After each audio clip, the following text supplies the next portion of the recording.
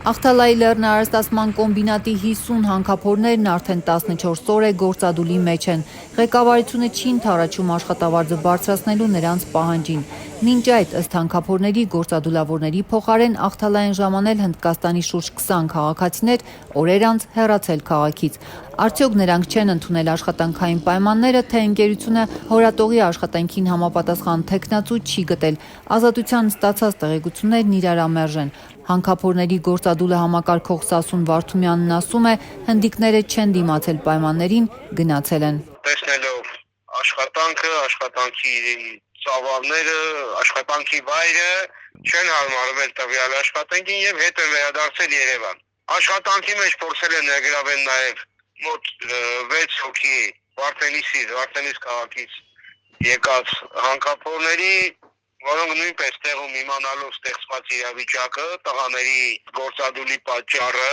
նույնպես հետ են գնացել։ Տեղի հյուրատներից մեկը հաստատեց, որ հնդիկների 15 հոգանոց խումբը մոտ 1 շաբաթ մնալուց հետո 3 լքել է հյուրատունը։ Ընկերության պաշտոնյաներից մեկը, որ չցանկացավ ներկայանալ, նույնպես հաստատեց, աշխատանքի ընդունվելու իրենց հայտարարությանն արձագանքողներ եղել են, բայց ասաց Աղթալա եկած հնդիկները չեն ունեցել համապատասխան հմտություններ եւ հորատողի որակավորում, իսկ այս փուլում նրանց վերապատրաստելու ժամանակ եւ ռեսուրս կոմբինատը չունի։ Այս դեպքում որքան կշարունակվի այս իրավիճակը Աղթալայի որտեղ 50 հանքափորներ արդեն 2 շաբաթ աշխատավարձի բարձրացում են պահանջում եւ գործի չեն գնում։ Նրանք օրեր առաջ Ազատությանն ասել էին հանքախորշեր չեն մտնի, եթե ղեկավարությունը չբարձրացնի իրենց աշխատավարձը։ Մենք ուզում ենք ընդհանրապես մեր աշխատավարձը վերանային 20% բարձրացում ենք ուզում։ Իրանց կողմից ոչ մի պատասխան չի եկել, որ այսքան չենք կարող, այսքան կարանք։ Իրանք մի դրամ անգամ պատրաստ չեն բարձրացնելու։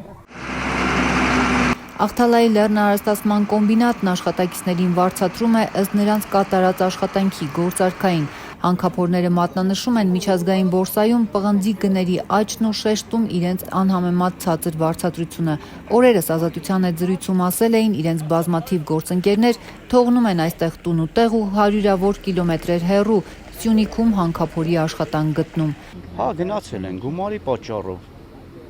Որտեղ այնտեղ լավ են վարձատրում, ամեն պայմանները լավն է, քան ստեղ։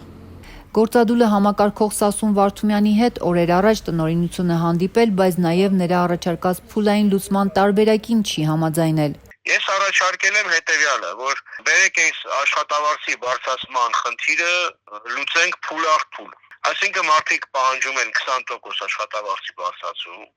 բերեք 10% աշխատավարձի բարձրացումը պայմանավորվենք, կատարենք միջև տարվա կես, միջև հունիս ամիս, մյուս 10%-ը միջև տարվա վերջ։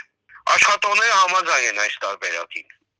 Բայց այն ժամանակ ես հանդիպեցի տնօրինի հետ, ես առաջարկեցի, ինքը միանգամայն մերժեց։